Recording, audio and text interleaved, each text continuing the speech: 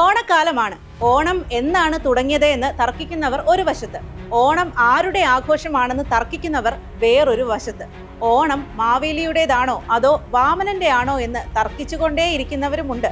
ഓണം ദേ ഈ അടുത്ത കാലത്താണ് തുടങ്ങിയതെന്ന് പറയുന്നവരുണ്ട്. അതല്ല, ചരിത്രം തുടങ്ങുമ്പോൾ മുതലുണ്ട് ഓണമെന്ന് പറയുന്നവരുമുണ്ട്. അന്നത്തെ ഓണമാണോ ഇന്നത്തെ ഓണമെന്ന് ആശ്ചര്യപ്പെടുന്നവരുമുണ്ട്. കഥ ഏതെടുത്താലും ഓണം കള്ളവും ചതിയും പൊളിവചനങ്ങളും ഇല്ലാത്ത ആഘോഷമാണ്. എന്താണ് ഓണമെന്ന സത്യം പറയട്ടെ.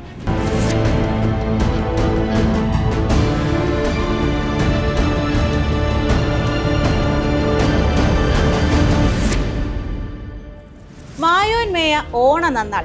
മാങ്കുടി മരുതനാർ എഴുതിയ മധുരൈ കാഞ്ചിയിലെ ആദ്യ വരി ചൊല്ലിയതാണ്.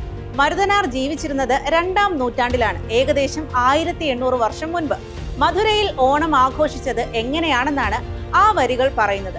മായോൻമേയ ഓണ നന്നാൾ എന്നതിന് 2 വിധത്തിൽ അർത്ഥം വ്യാഖ്യാനിക്കുന്നുണ്ട്. മായോൻ എന്നാൽ ദൈവമാണെന്നും ദൈവത്തിന്റെ തിരുനാളായ ഓണ ദിവസമെന്നുമാണ് ഒരു വ്യാഖ്യാനം. മായോൻ രാജാവ് തന്നെയാണെന്നും രാജാവിന്റെ തിരുനാളാണെന്നുമാണ് രണ്ടാമത്തെ വ്യാഖ്യാനം.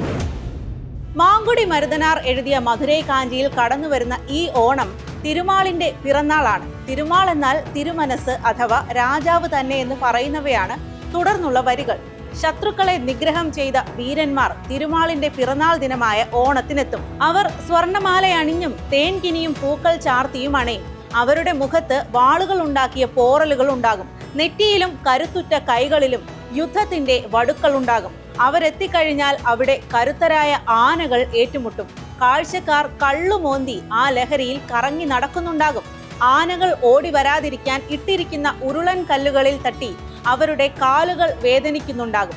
ഈ ഉത്സവം അങ്ങനെ 7 ദിവസം നീണ്ടു നിൽക്കും. ക്രിസ്തുവിന് തൊട്ടു പിന്നാലെയുള്ള നൂറ്റാണ്ടിൽ നടന്ന ഓണാഘോഷത്തെക്കുറിച്ചാണ് മധുരൈ കാഞ്ചിയിൽ പറയുന്നത്. ഇത് പറയുന്ന കാലത്ത് കടൽ പിറകോട്ടിയ ചേരൻ എന്നറിയപ്പെട്ട ചെങ്കുട്ടവനാണ് ചേരരാജ്യം അഥവാ കേരളം ഉൾപ്പെട്ട പ്രദേശം ഭരിച്ചിരുന്നത്. ആ രാജാവിന്റെ പിറന്നാൾ മധുരയിൽ ആഘോഷിക്കാൻ വഴിയില്ല. മധുര അന്ന് പാണ്ഡ്യരാജ്യത്തിന്റെ ഭാഗമാണ്.